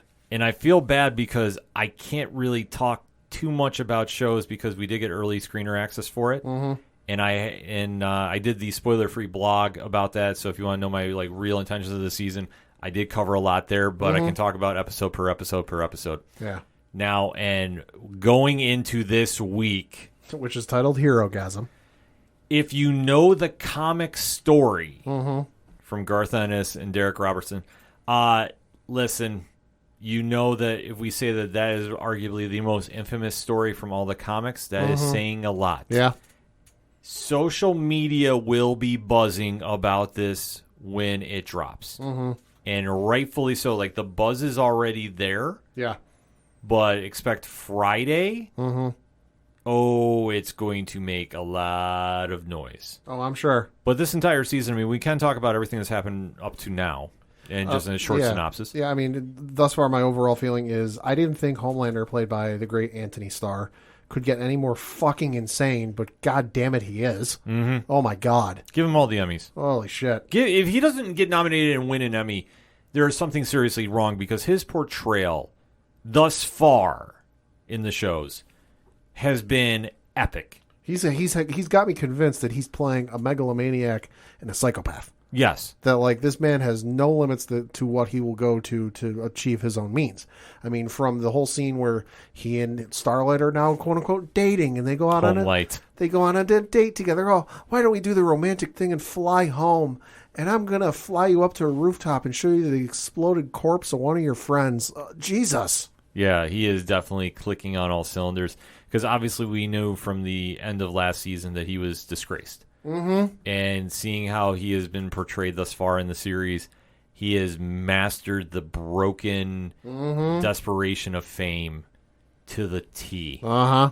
And being somebody with that much power, with no responsibility unto himself, and seeing how his story has transpired has been nothing short of awesome. It's been incredible. I can't wait to see the rest of the season. It's phenomenal. Yeah, and then let's talk about the latest edition of the show too. Jensen Ackles? Oh, yeah, Jensen Ackles. Holy shit. To talk about a switch from what we know you from with Supernatural to what you're doing now, goddamn, amazing work. Yeah, phenomenal. Just his portrayal thus far that you've seen has been absolutely amazing, too. There's a lot of win with this show thus far that you've seen, and I cannot wait to see everybody's reactions to Friday's episode, because I'm going to tell you right now, that will be the proverbial water cooler buzz come Monday. Oh, I'm sure. If not late Friday. I'm sure. Switching over to some news I did not see coming at all, but it makes sense. We're going to be getting a new book from the late J.R.R. Tolkien. Oh. Which is surprising. The man has been dead for 48 going on 49 years, and he's still putting books out. So this reading from an article on IGN.com, the headline reads, New Tolkien book, The Fall of Numenor, collects all the stories that influenced the Rings of Power TV show. The article goes on to say, quote, a new book of J.R.R. Tolkien's writing is soon to be published, according to the Tolkien Society. The Fall of Numenor will collect all of Tolkien's writings on the Second Age, the stories that the upcoming TV show, The Lord of the Rings, The Rings of Power, is based on. It's currently available to order on Amazon right now. The book brings many of Tolkien's writings together and uses the tale of years in the appendices of The Lord of the Rings in order to present the content in an order and a style that works well for readers, the Tolkien Society explained. The Lord of the Rings appendices provides much of the inspiration for the upcoming show, so you can see why this volume might be of particular interest right now.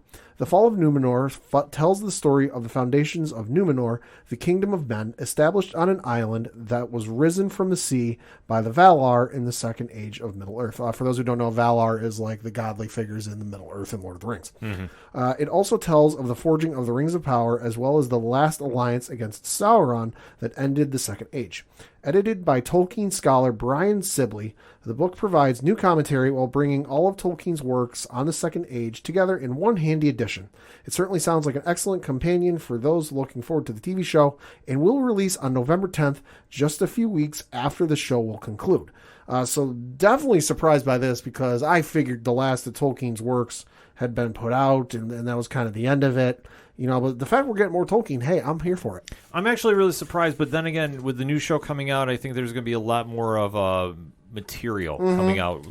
And how much is connected to him? I mean, it's just crazy to think that this is still him after how many years he's been gone? 48 going on 49 in later this year. Like, it's absolutely crazy to think about that this has been going on as long as it has.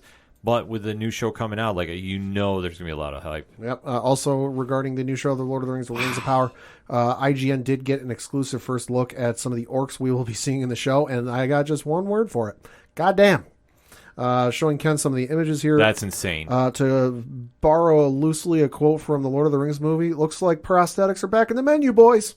No CGI here. Holy shit. Yeah, the images we're seeing right now from IGN, this looks awesome. It is terrifying. It's absolutely crazy of how good this looks. Switching over to some video game news, there was a live stream last week from the folks over at Square Enix, and it was in regards to the Final Fantasy VII anniversary, because it's been, I believe, 25 years now since the original Final Fantasy VII game came out, and figured there'd be some announcements with this, and sure enough, there were. We did get a release date and a first look at the upcoming part of the Final Fantasy VII remake, which is titled Rebirth. Looks real good, obviously, given how the last one ended, and it kind of upended the entire story. Anything's on the board for this franchise. Spoiler alert, character that was thought dead because, hey, he's dead in the original game, isn't dead in this instance. So when you've got Aerith at the start of the trailer saying you don't know what's going to come down the road, anything's possible. Yeah, because, again, I'd say spoiler alert, but it's 25 years at this point. She technically dies at the end of Final Fantasy VII, which is one of the most gut-wrenching deaths in video game history. Will we see it in this? Maybe. I don't know. At this point, you have to take all options on the table. Yeah, this absolutely is crazy to think about what they're doing with this franchise. Yeah. We got a release window, per se. We didn't get a release date. All they said was available next winter. So we'll have to wait and see on that one. And then we also got a trailer for something I did not see coming. And this is a trailer for Crisis Core Final Fantasy VII Reunion. And this is a remake of the PSP Classic, because if you haven't played it, it's an absolute gem of a game. That came out on the PlayStation Portable way back, and I want to say it was 2008, 2009, maybe? Somewhere in there. Yeah, somewhere in there. Somewhere in there. I had it and played it on the PlayStation Portable. Didn't beat it because the final boss, it was a prequel to the original Final Fantasy VII, so it kind of ended right where the Final Fantasy VII begins. So, of course, the final boss in the game was Sephiroth. I got to the final boss, and Sephiroth handed my ass to me every single time, and I could never beat it. But this is a remake that is coming out on coming soon to PC and consoles. Didn't give a release date or what consoles, but super excited for this because it's a great game. It wasn't terribly long because it was PlayStation Portable. You couldn't really put a lot on there back in those days, but it'll be interesting to see what they do with this. And it's one of the games that it's never been like, I know you've been able to, I think, play it on PlayStation 3 when they had that whole thing going. I don't think you can play it on the PlayStation 4 or 5 now. I'd have to go check. But it's never been re-released. You've never been able to get it outside of PlayStation Portable. So to finally see it, redone and put out for new consoles is exciting to see. Yeah, that's absolutely crazy to think that what they're doing and bringing it back, and like you touched upon, it's never been done before. Yeah. And now it's coming back. I mean, the timetable is a little crazy, but still, seeing the trailers coming out for it definitely got the fan base hyped about that. Switching over to some Star Wars news, because, hey, there was more than just Obi-Wan Kenobi going on this week. What? There was a prop store auction that took place on Monday, and there was a certain model from Star Wars that fetched a little bit of money when it all was said and done. According to an article from IGN.com, the article reads, quote, continuing the recent trend of props auctioning at huge prices, a Model X-Wing used in Star Wars A New Hope sold at auction for $2.3 million. Ooh. The model, which was seen on screen in the very first Star Wars movie, was up for sale in a prop store auction on Monday with an estimate between $500,000 and $1 million. The screen-matched Red Leader X-Wing miniature was originally created by Industrial Light and Magic, especially for the movie, and fetched a staggering $2,375,000, according to the auction house. This particular X-Wing was flown by Red Leader Garvin Drees, played by Drew Henley, in the movie and featured heavily in the film's final battle sequence when the rebels attacked the Death Star. But while screen-used props aren't exactly rare, this one is. Most of the X-Wings from A New Hope were destroyed using pyrotechnics while filming that climactic battle. This particular X-Wing is only one of a handful left. The X-Wing fighter model presented here was originally built as the Rebel Leader Red 1 Pyro model, explains the item listing. Red Leader's pyro shot in the film features an explosion on the back of an engine, but the ship itself remained completely intact. Red Leader then meets his end by crashing into the Death Star surface in a shot that was an explosion only, but no ship model. The shot of Red Leader's engine explosion is documented extensively in behind-the-scenes footage, showing that the original model remained intact. The origins of the model were then confirmed using extensive screen matching. In comparing the Pyro Red Leader model to the Hero Red Leader model, several specific details made it clear that it is the Red Leader Pyro model on screen. 2 production photos showing different sides of the Pyro Red Leader model show exact matches to numerous details, with this specific X-Wing model confirming it as the original Red Leader Pyro model. So this is one that was on screen. Obviously, if you've seen the movie, like they said, exploded, but they didn't necessarily need it for the movie, and they never destroyed it. So hey, to whoever purchased this, congratulations on getting a very rare piece of film history. I wish I had it. Yeah, so do I. I'm not gonna lie, low-key jealous right now. Low-key jealous. And then lastly, and certainly not least, we got some Radiant Black news. Oh, talk to me. Yeah, so Will Friedle voices Image Comics superhero in an animated short Versus. So reading from an article on IGN.com, it says, quote, fans of Image Comics series Radiant Black were given a very special treat in issue number 15 of the explosive superhero series. A hidden QR code leads readers to the ultimate Easter egg, a fully animated short film called Versus. Directed by Radiant Black writer and co-creator Kyle Higgins, animated by Tiger Animation, and featuring Batman Beyond's Will Friedle as the voice of Radiant Black himself, the new short gives us a taste of what the comic could look like as an animated series. If you haven't already picked up a copy of Radiant Black number 15, you can check out the video below. They include a link to the video. So it's super awesome, and I'm going to have to definitely give this a check out when I get home. Yeah, no, it's definitely a cool thing. Like, they did the QR code in the last issue. And you know, if you listen to the ODPH, we are very big fans of Radiant Black and the massive universe. Yeah. So this would be cool. I would love to see them land on Amazon Prime. I would too. Like, I think that would be the perfect landing spot for them. Go Radiant Black and give us all the franchise. Absolutely. Like, I'm telling you, but this is so cool to see. And they're just doing so much innovative stuff over there, too. Oh, like, yeah. I just want to, like, if you're looking for a franchise to get involved with, the Massive Verse is one you really want to jump on now. Because some of the stuff they've announced coming later this year is going to be some very, very cool books. And if I'm reading into quotes a little too much, maybe I am, but I'm just reading a quote from Will Friedle when IGN asked him about working on this project. He said, quote, there is something so wonderful about being involved with an all-inclusive world. From the books to the short, every step is a complete fan experience that should reshape the comic book landscape. Truly an honor, close quote. Sounds like if it were up to him, he'd be down to do it some more. I think so, too. So we'll have to wait and see. I don't know if there's any kind of plans in the work. I have not heard anything as of yet. Neither have I. But all I know is if it's anything like the books coming out from the house over there, you definitely want to stay tuned for that because they put on some quality work. All right, so for my one-shots, there's one big story to break that caught my attention. And if you're a Valiant comic reader, this is something that definitely you want to keep your eyes out. So this is according to an article from Deadline. Oh, okay. Paul Downs Colazzo is in talks to replace Wes Ball as director on Paramount's adaptation of Harbinger. So the Harbinger film has been long talked about. It's Valiant's... The incarnation that I believe is coming to the screen is going to be the teen story that happened from when they first incarnated in the 90s from Valiant, which is a great read, too, by the way. I'm a personal fan of the most recent incarnation with Peter Stanchik doing the solo route, and maybe with how that series ended, they might adapt that team to there. I mean, that's just me kind of spitballing a little bit.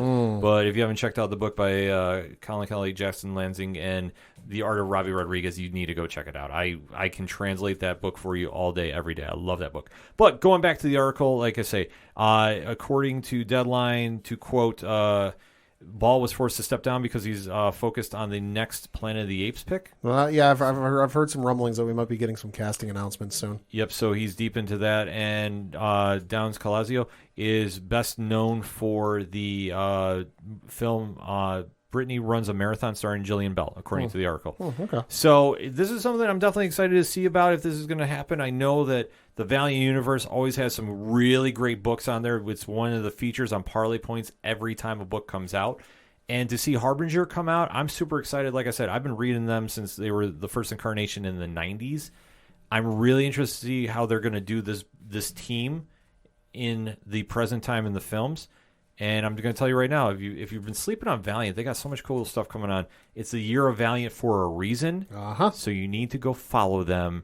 They do a lot of great work. In fact, let's kick off Parlay Points comic book recommendations, talking about Armorclad's number 4. Now, this book has been a sci-fi epic that is in the Valiant universe, but it's like on a different side of the galaxy.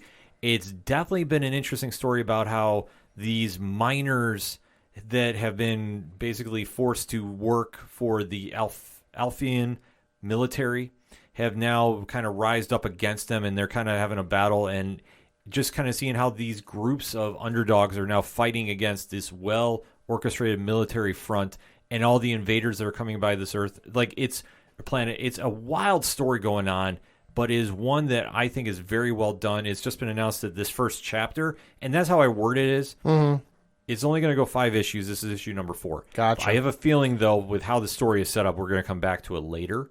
So this first chapter is going to be winding up, but Armorclads has been a very cool book to check out. If you're into something a little sci-fi, a little something different than you see at the shelves, definitely has some really cool action sequences, too. So if you're looking for that, go check that out. Just hit the shelves by Valiant this week. Going over to Comixology Originals. You know I love this line. Yes, you do. And I speak the praises of this. If you are going to sign up for Comixology, go get the unlimited plan because you get a lot of great books like this. And most of them, from my knowledge, are coming to print.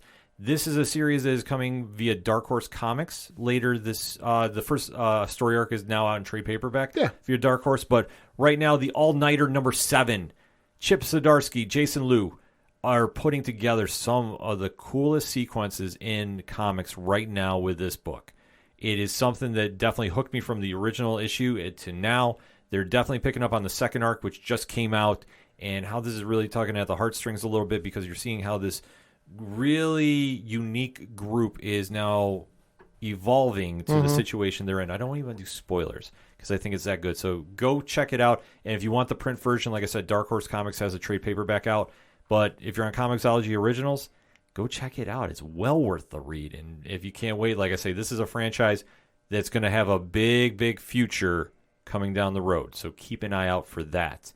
Also, the last Parlay Point one that we have on the blog section, just to kind of hype up just a little bit, coming from Boom Studios, The Adventures of Erica Slaughter continue again in SIKTC, otherwise known as Something That's Killing the Children, number 24. So Erica Slaughter's return to the monster hunting business has been really building up for an epic finale of this first arc. There's a lot of moving pieces going on with her and what she's investigating. The story is very, very intense.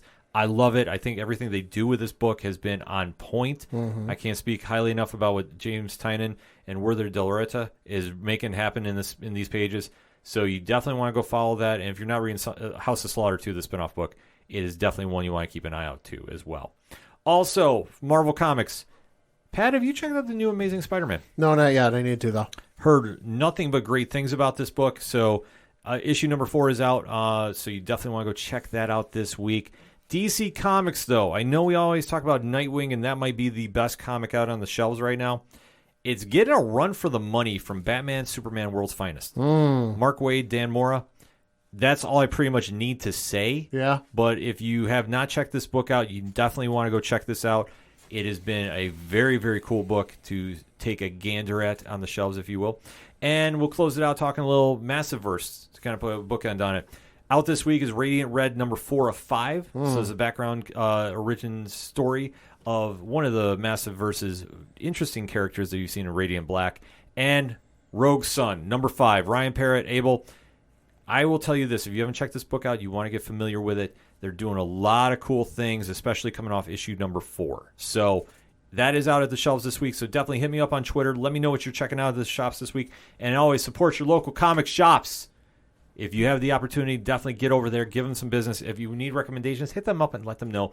They will give you so much and then some. And definitely go support your favorite comic independent podcasts. Pad, we'll just keep it short and sweet because I know we're kind of going a little overtime this week. For anything and everything that is the ODPH, whether it's blogs, whether it's social media, whether it's a TeePublic store, which is having a sale this week, all of that, the classified section and the directory and so much more can be found at odphpodcast.com. That's all for this week. So for the one and only Padawan J. Thank you. I'm your host, Ken M. Thank you as always for listening to the ODPH podcast, better known as the Ocho Duro Parlay Hour. We'll see you next time.